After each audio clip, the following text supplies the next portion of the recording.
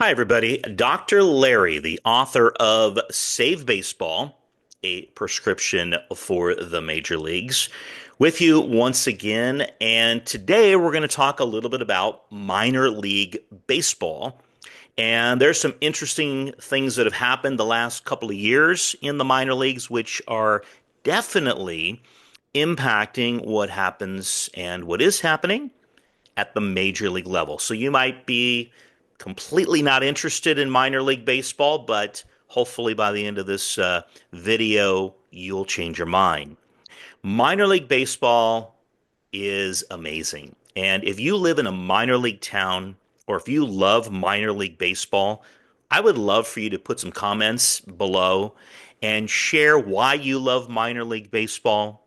I would love for you to let us know, even if you don't live in a minor league town, like, do you make it a point to go to some minor league games every year? I do that. I mean, I've always lived close to major league teams in Southern California. There were three of them within a short drive. But I still love minor league baseball. I'll talk more about my connection to minor league baseball.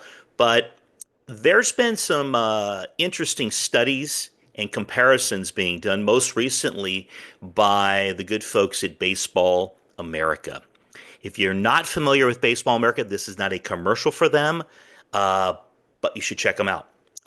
They are all things baseball, not just Major League Baseball, but primarily minor league baseball. So if you're one of those guys that like, or ladies that likes to see what's going on in your minor league system, who's coming up, some of the hot names. So when they arrive to the big league scene, you already know who they are. Baseball America is a really outstanding reference point for you. So recently, they did a study on minor league baseball salaries. And you can kind of see a few of them behind me here. And why this is important is forever, players in the minors made like hardly any money at all. I mean, if you look at some of these figures behind me, you can go on Baseball America's probably social media page or website, and you can get this report and this article up close and personal. But these columns are weekly salaries from 2019 to this year, 2025. But if you take a look at some of what these players were making weekly compared from then to now, well, it's pretty staggering. I mean, think about rookie level ball. That's those kids that just get pretty much drafted from college.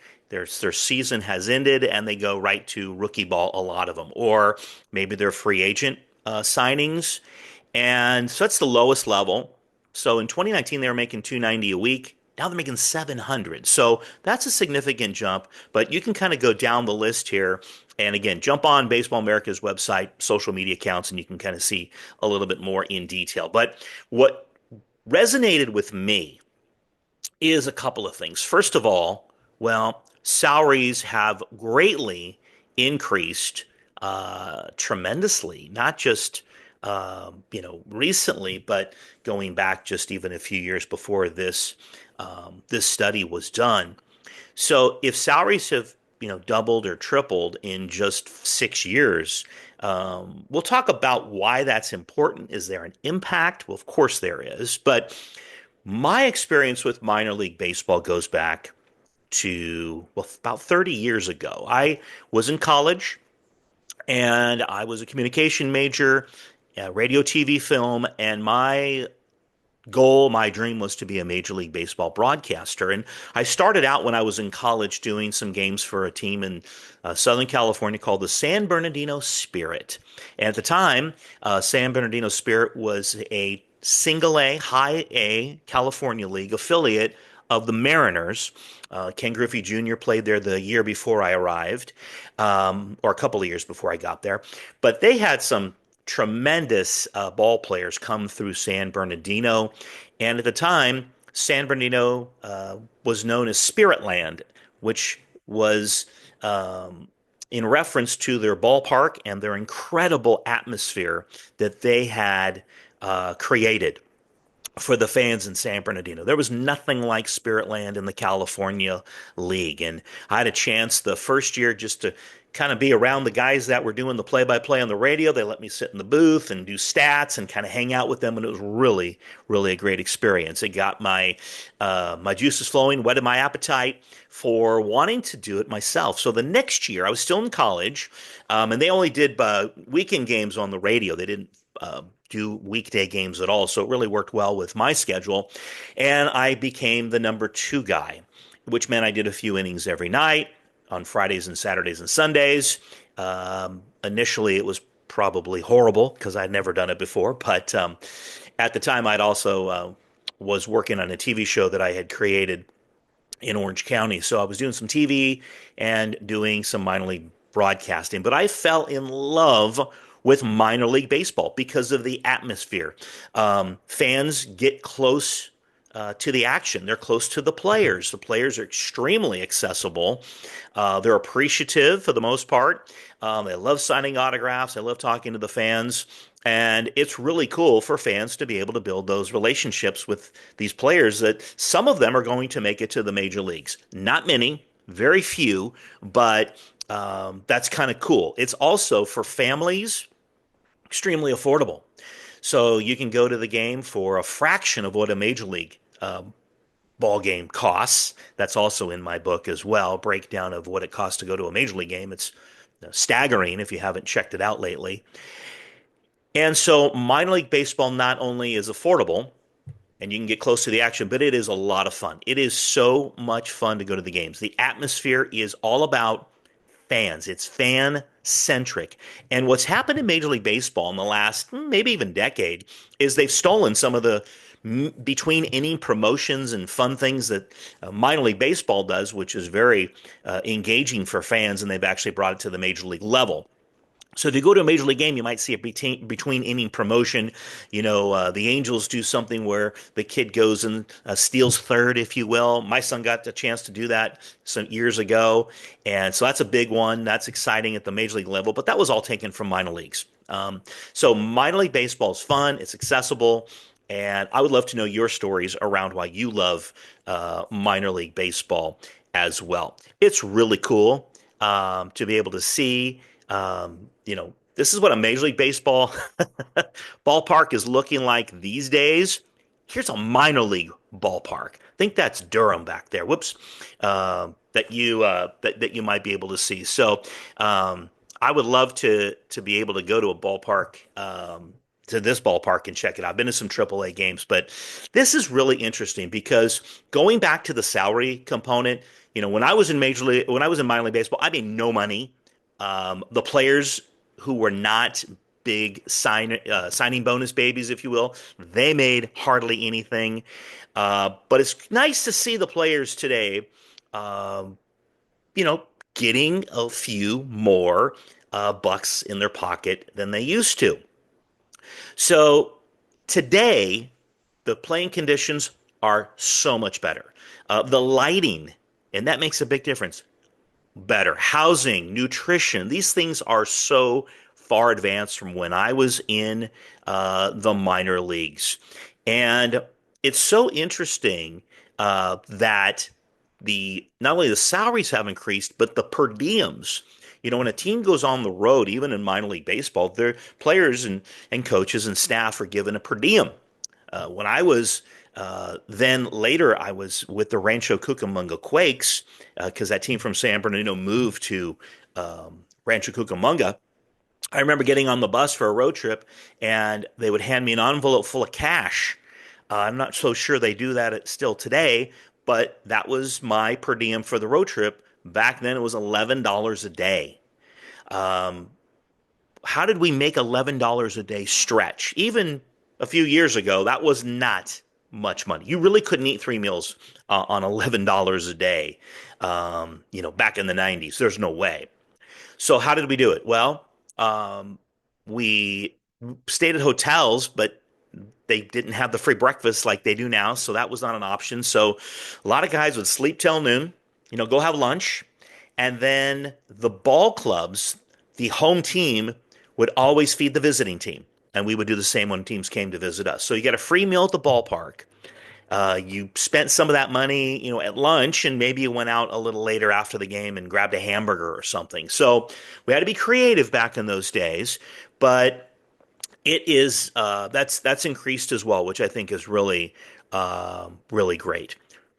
Now, one of the things in minor league baseball that has not been great of late is something that I addressed in my book, and it's a big concern of mine. And when I was writing my book, what I was going to write about was something that was a possibility. Sadly, it became a reality.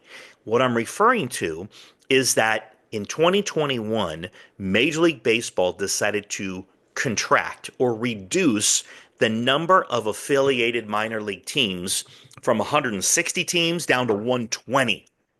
So the reorg was basically driven by the goal of streamlining operations and saving Major League Baseball teams money. So that plan reshaped minor league baseball. It basically refocused on reducing the number of affiliated teams. It then gave teams more money to modernize those facilities I talked about and kind of realigning the geographical alignment for leagues and teams. That helped a little bit. No more like 18-hour bus rides for travel. Now, some of the reasons why they reduced these numbers, again, money always boils down to that, doesn't it? So Major League Baseball aimed to reduce those expenses by consolidating the minor league system. Also, streamlining operations. The reorg aimed at making the system more efficient and easier to manage. Well, if there's fewer teams, obviously that's going to be a situation of easier to manage. They also thought it would improve player development. So Major League Baseball sought to enhance player development through a more focused and, again, streamlined approach and standardizing the facilities, the new plan and the guidelines for those facilities and those standards uh, created better playing conditions. So while those things were the goals and maybe were accomplished, I interviewed a lot of people about this for my book and still talk to people now that it's been a few years that it's happened. And overall, not a fan. Not a fan. And others have agreed with me. So, why do I think that it's not been good for baseball? The concept that I just laid out sounds pretty reasonable, right? But fewer teams in minor league baseball has had an impact, and it has not necessarily been a positive one.